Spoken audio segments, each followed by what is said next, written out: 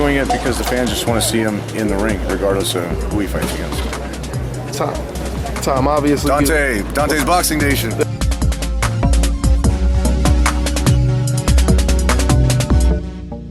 Dante's Boxing Nation, what's going on, guys? Well, I'll tell you right now, when people look back at 2016, it will be remembered for a couple different reasons. 2016 will be remembered because it will be considered one of the best years of boxing in quite some time. We have Ward versus Kovalev, which is a battle for supremacy. The winner of that fight is undeniably the undisputed pound-for-pound king when it comes to the sport of boxing.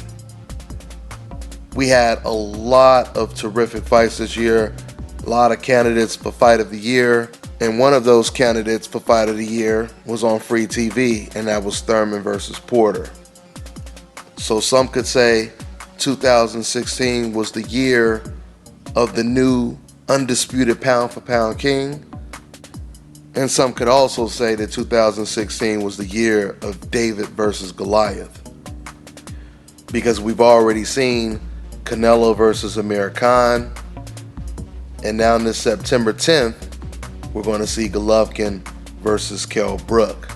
So the closer we get to September 10th, the more we're starting to hear Kell Brook's confidence. And I truly believe it's confidence. I don't think he's just trying to sell the fight. I truly believe that Kell Brook thinks that he can win this fight. But this is what he recently had to say on his Twitter when it comes to moving up to middleweight and fighting Gennady Golovkin. Quote, "People go on about weights, but Mike Tyson wasn't the biggest heavyweight, and he was fighting people 3 or 4 stone heavier. He was an animal. You are going to see the best of me. I am at a natural weight at 160, and watch me perform September 10. Now let me say this. Even though Kell Brook, he just said something outside of the Mike Tyson reference, he said something that was very similar to what Amir Khan said leading up to the Canelo fight. I believe Amir Khan said, maybe I'm a natural 160 pounder. And then he said, you guys are going to be surprised when you see my power and my size at that division. And of course, after the fight, Amir Khan revealed that Canelo was just way too big for him. He talked about Canelo Alvarez surprising him by rehydrating all the way up to 183 pounds, which suggested he was fighting someone bigger than even Gennady Golovkin. According to Amir Khan, he was fighting a cruiserweight that night. So it doesn't sound extremely promising when we hear Kell Brook say things that are eerily similar to what Amir Khan said. Now, one thing I will say is I believe a lot of us boxing fans are hoping that Kell Brook, he goes into the ring and he really is truly a middleweight, or even naturally a junior middleweight. And hopefully he was just draining himself to stay at 147 like some fans have speculated. But we won't know until September 10th. What I can tell you right now, though, just looking at this picture, is Kell Brook definitely doesn't look like a middleweight to me.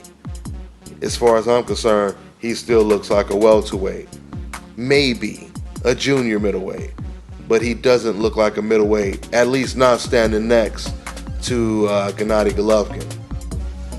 Now, when Kell Brook made the Mike Tyson comparison, I thought that was a bad comparison, because in this fight, the fighter that's closer to a Mike Tyson would be the Goliath in this fight, and that's of course Gennady Golovkin. This is the reason why that analogy or that comparison that Kell Brook used, it would be more fitting for Golovkin moving up in weight. Because if Golovkin moved up in weight, then you can clearly say, well, you know, look at Mike Tyson. He was a lot shorter than a lot of these fighters. He was naturally smaller than a lot of these fighters. And yet Mike Tyson was able to dominate everyone in the heavyweight division in his prime. This is the reason why I believe Gennady Golovkin should attempt to do what his opponent is doing in this fight, and that is move up. I truly believe Abel Sanchez, Gennady Golovkin's trainer, he's told me on numerous occasions that Golovkin will move up eventually. I just thought it was a little interesting that after Abel has said that on numerous occasions, Gennady Golovkin, he came out, did an interview, and he basically said he's not planning to move up at all until he unifies the belts. And then you hear Golovkin's promoter, Tom Loeffler, saying something different than Golovkin. He's saying, we would have took the James DeGale fight if Eddie Hearn would have offered James DeGale. We've also heard Tom Loeffler saying that they like the Gilberto Ramirez fight at 168. So I don't know what to believe when you're hearing a lot of conflicting reports. But going back to Kell Brook, this fight is definitely intriguing to me just because it is David and Goliath. Just because if Kell Brook were to pull off the upset, this would be a huge upset in the sport of boxing. I truly don't think that we as boxing fans know enough about Kell Brook yet.